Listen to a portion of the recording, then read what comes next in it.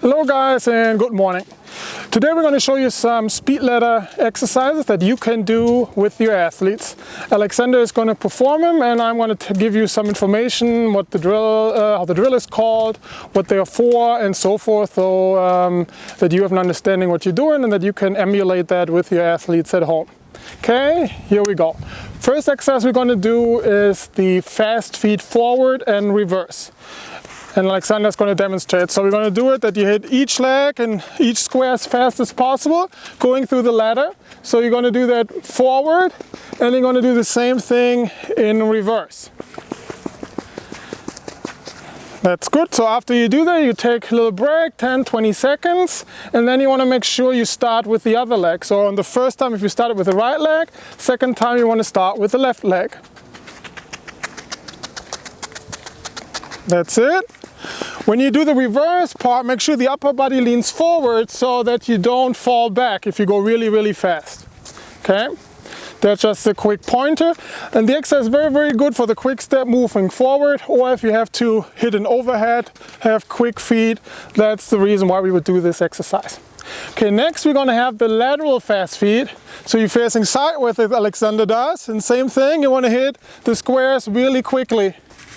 And this basically emulates your footwork when you move along the baseline. Same thing here, you can take a little break in between, and then you turn around and you do it the other way. Just make sure the hips stay square. So you always want to make sure the hips are square and when there's no hip rotation in the movement. Also, if you're a beginner, it's fine if you look down on the ground to see the squares. As a beginner, that's fine. Since in tennis, you look forward while moving, you eventually want to get to that you're looking forward while you move through the speed ladder. That would be level 2. For level 3 would be that you move through the speed ladder looking forward or while looking at the coach tracking an object.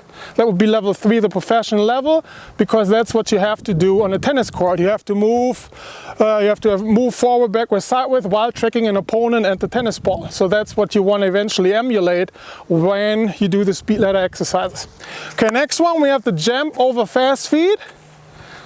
We're going to do that first. So you jump, not the slalom, the jump over fast feet. Okay, so you jump over the first square and then you move back.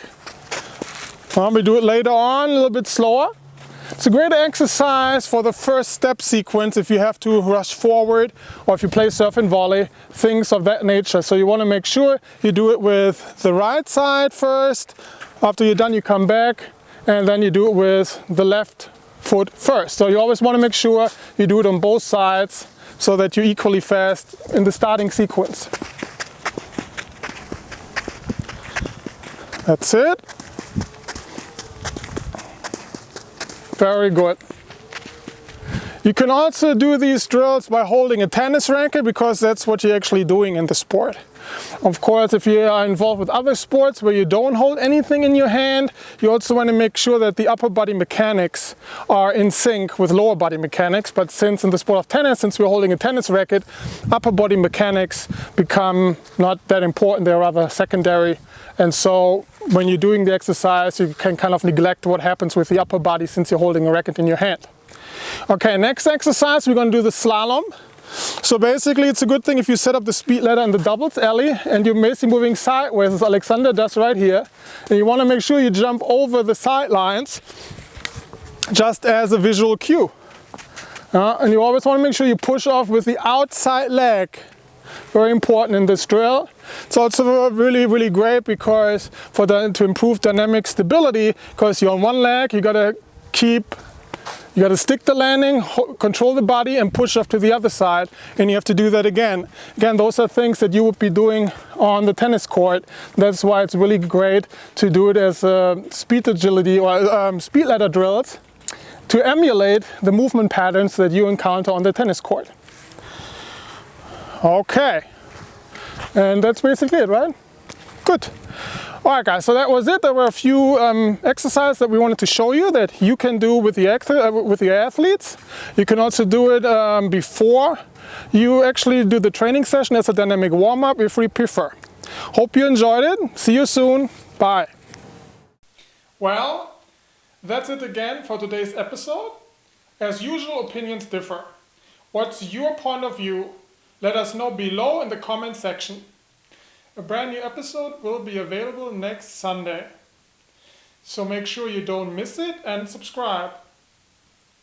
In the meantime, I recommend you watch some of the previous episodes. You should really watch them all. If you like what you saw, tell your friends. I'm sure they will appreciate it. I'm Philipp Halfmann. Thank you for watching and auf Wiedersehen. Tennis Conditioning TV episodes are licensed under Creative Commons. You are welcome to link or embed these videos, forward them to others, and share these ideas with people you know. Brought to you by Advanced Concepts of Strength and Conditioning for Tennis. Available at tennisconditioningbook.com. Music by Dan O at danosongs.com.